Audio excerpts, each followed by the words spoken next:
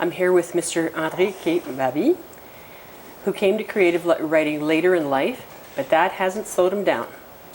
The former Crown prosecutor and international business lawyer has now 3 successful thrillers under his belt: The Chimera's Sanction, Dead Bishops Don't Lie, and his latest, Jaws of the Tiger, published by Joff Books of London, England.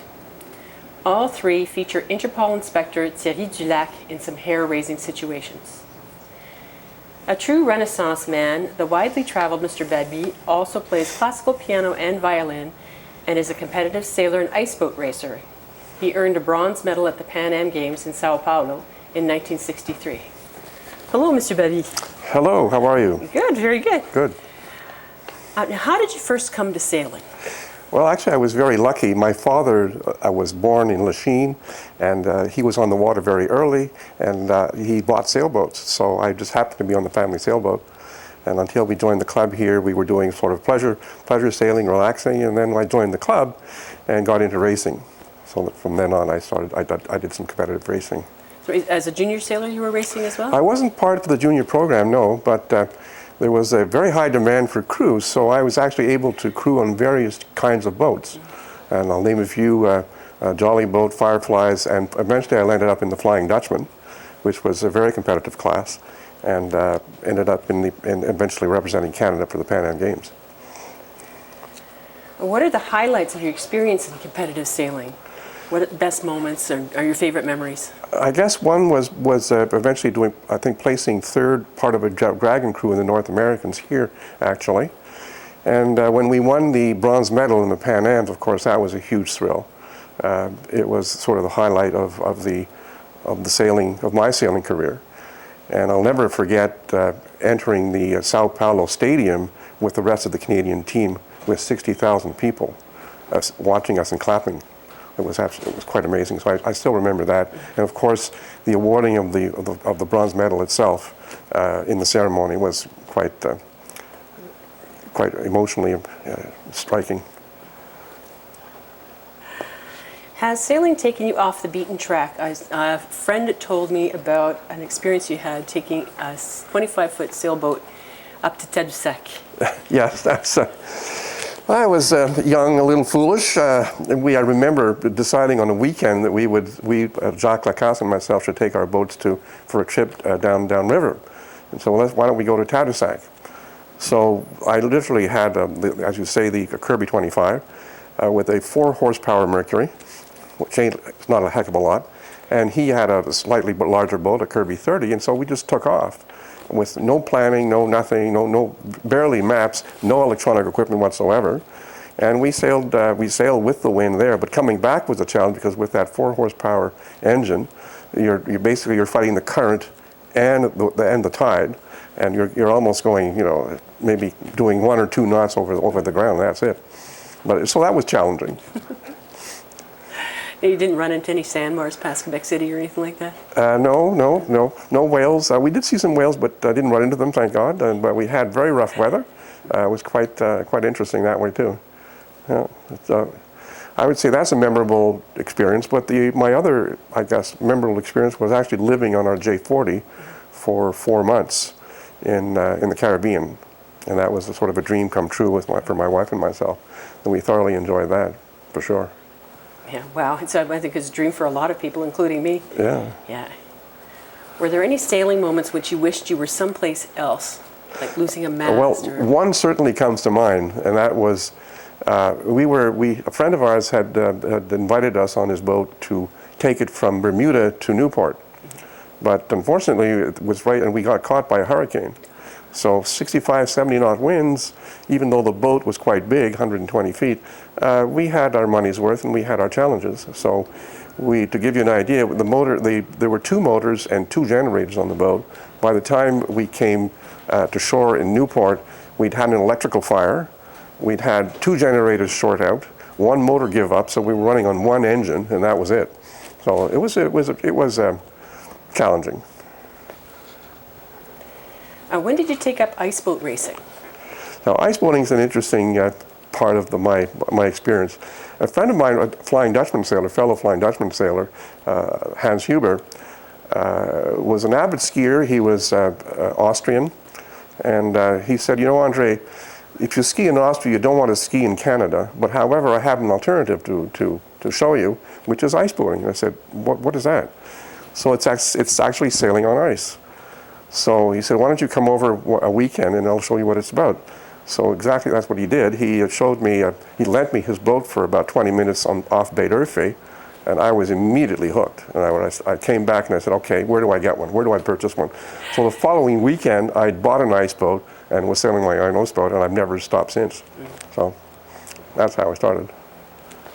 So, Mr. Baby, how has the club contributed to your sailing career?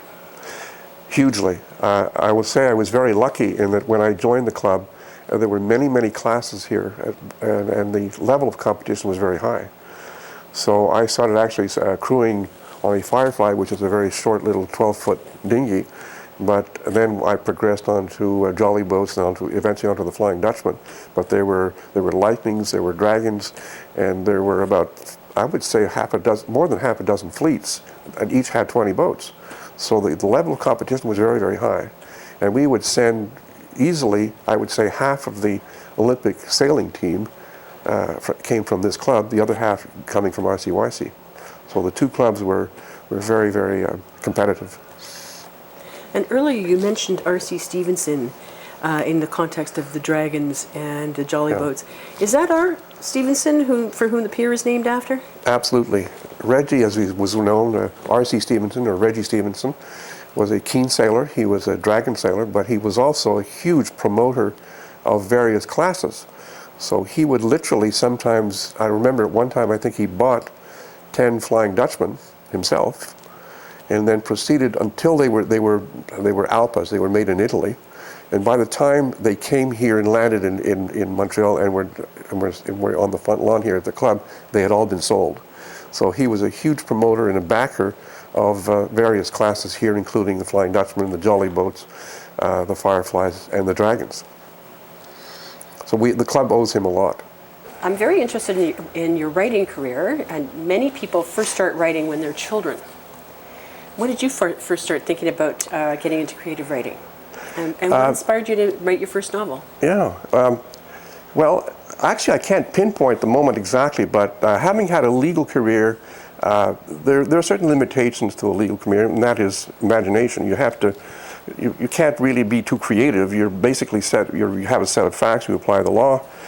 So creativity is not your strong suit in the legal profession. So I said, you know, when I retire, I'd like to do something with the other side of my brain, which is the creative side, or the artistic side, if you wish. And so why not try writing? So that's when I joined a writing group in Point Claire, actually. That's how I started, and got immediately very interested in the writing process, and then started then. So around I'd say, when I was 65, so that's about 15 years ago. Yeah. Something that really intrigues me about your process is that most writers write in their mother tongue first. Yes. And then move into a second language, usually with a translator. But you write your books in English first. How does this help with your creative process? Well, very interesting question. Basically, all my reading had been done in the English language because the writers of the time, there was a paucity of French writers. There was maybe a few, Maigret and whatnot, but most of the writing of the thriller genre was done by English writers. I can think of Ken Follett, Graham Greene, Erskine Childers, etc., Sidney Sheldon. So all of my reading in that genre, that particular genre, was done in English. So I developed my sense of drama, my sense of timing, and especially my vocabulary in the English language. So it actually was a lot easier for me to write in the English language than it would have been in the French one. So having said that, as far as the translation was concerned, I worked actively with a translator because obviously I knew the sense of the book and what it had to sound like, had to read like. But you had somebody else. Did someone else translate your books? Somebody, yes. Professional translators translated them, and I worked very closely with them. So the end result was the fact that basically we were both involved in it, but mainly a professional translator. Yeah, that's a whole other process. It's a whole other process, and it's actually, it would be quite, actually sometimes you'd be too close to the book. You know, so the translator can have a view a little removed from it, has a better view and a better sense of what it should sound like and feel like. So. Have you ever gone back and made changes to the English version based on what happened with the translation? Yes, a few times. Yeah? If the English version had not been yet published, but yes, that's happened. Very cool. Yeah. Okay. How much does research contribute to your novels? Do you research first and then write, or develop the story and then research? I would say both. I think first I do some initial research around the storyline itself, and especially the seat of the place where the story will develop. For example, I'll give you an example. In the first two books, the Vatican was a main site as to where the story developed. So I did a lot of research on that, and so the other process of research is actually as you go. You research certain aspects of the novel, whether it be, for example, when Scotland Yard came into the picture in my third book, and then I had to do some research on Scotland Yard. Interpol, of course, being also part of that process. Did you find it hard to make the transition from legal writing to creative writing? Yes. It was quite a challenge at first because they're very different in as much as in the legal process you're given a set of facts and you work legal theory around that, but you can't really alter the facts. They're there. In the creative process, it's quite the reverse. You have to create your own facts, create your own story, but it has to have a certain logic. So both are important. You have to have the logical thinking, which helps if you're a lawyer, but you have to have the creative aspect of it, which you haven't developed as a lawyer, really. So both of them, to get those in sync, takes a while because you're a bit hamstrung as a lawyer with your initial thinking, which is basically based on given facts. So my experience making the transition from academic to creative writing is that in academic writing, I am persuading people 100% of the time. So my entire argument is built around straightforward logical persuasion. But when you're doing creative writing, you're like the dance of the seven veils. You have to mislead and set out a red herring and make people a little confused. Yep. And it's hard to break the old habits, I find. Yes, that's exactly right. You know, you've got to break the step-by-step logical process that you've built up over the years, in my case in law, and you have to sort of meander a bit in different directions, as you say, give clues, sometimes red herrings, sometimes dead ends, and then create stories around that and build suspense. You have to build suspense. You have to basically appeal to the emotions of your reader as opposed to the logic of your reader. It has to be logical too, but you have to elicit emotion in your reader, whether it be anger, whether it be sympathy, antipathy, etc. So even violence sometimes. You have to fire that up as a writer of novels and mysteries. So that's a challenge because you haven't done that at all in the legal profession. You've done quite the opposite.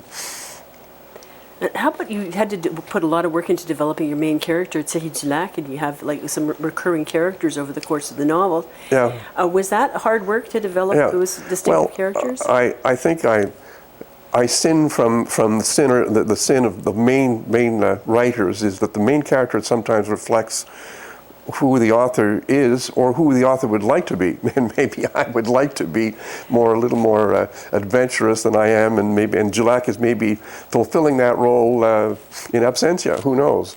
But yeah, I think you can't help but give your main characters a certain amount of your own traits. Mm-hmm. The other ones are basically built on your experience with other people.